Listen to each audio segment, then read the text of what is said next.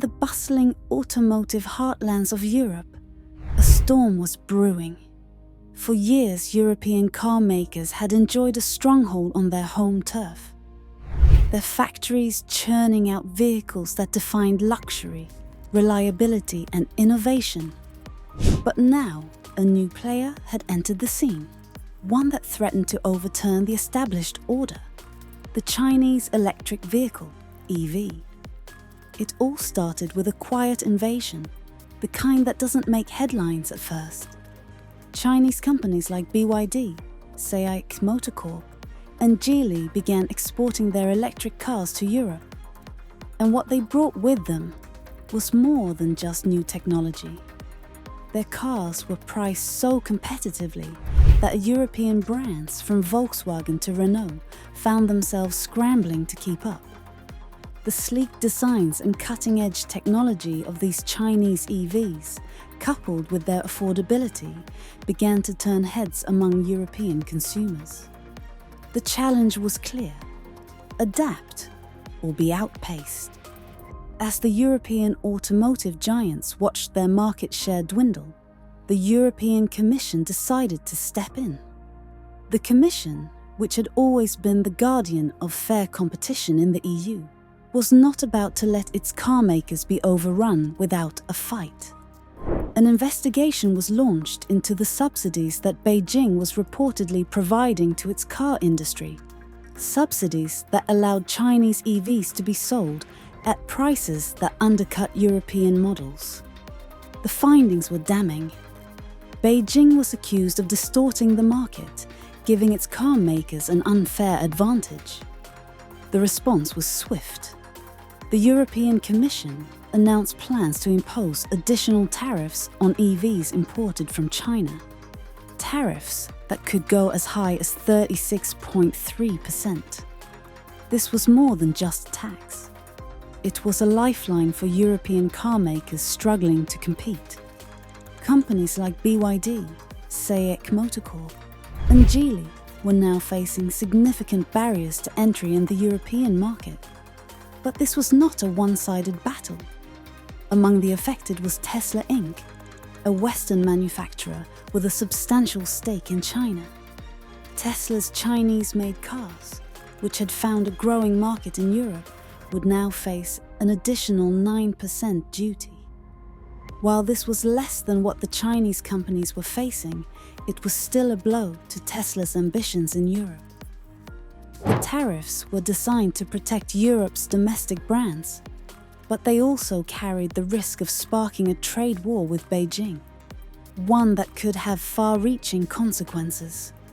For the European car makers, the tariffs were a double-edged sword. On the one hand, they provided much-needed protection against the flood of cheap Chinese EVs.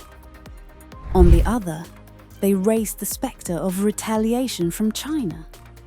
European manufacturers like Volkswagen and BMW, which had significant investments in China, now had to worry about the potential backlash. China could impose its own tariffs on European imports, hitting back where it hurt the most. The delicate balance of global trade was in jeopardy. But the European Commission was undeterred.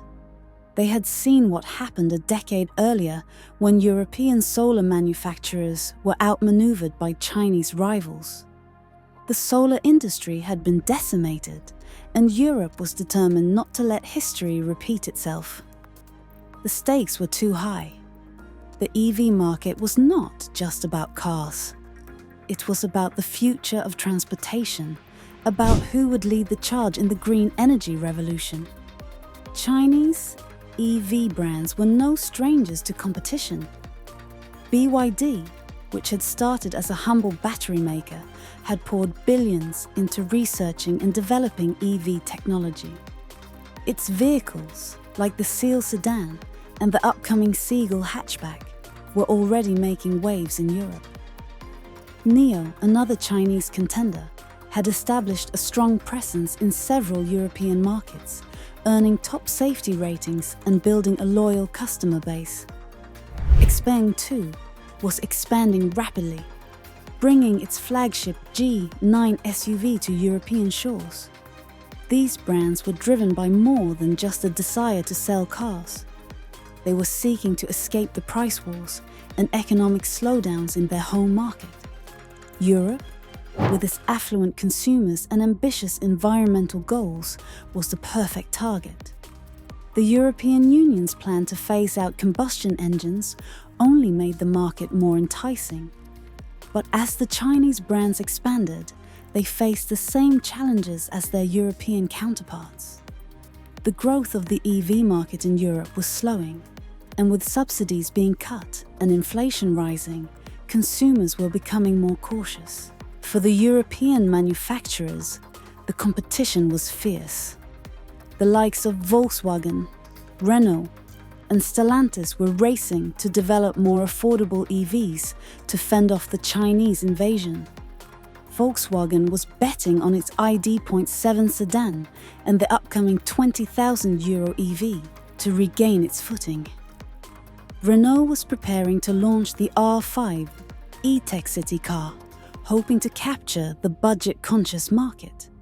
Stellantis, meanwhile, was forging alliances with Chinese companies to bring new models to Europe.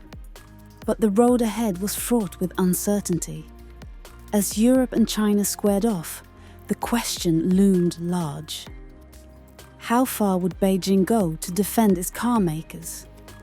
The Chinese government had already signaled its displeasure, warning of retaliatory measures that could hit European exports hard.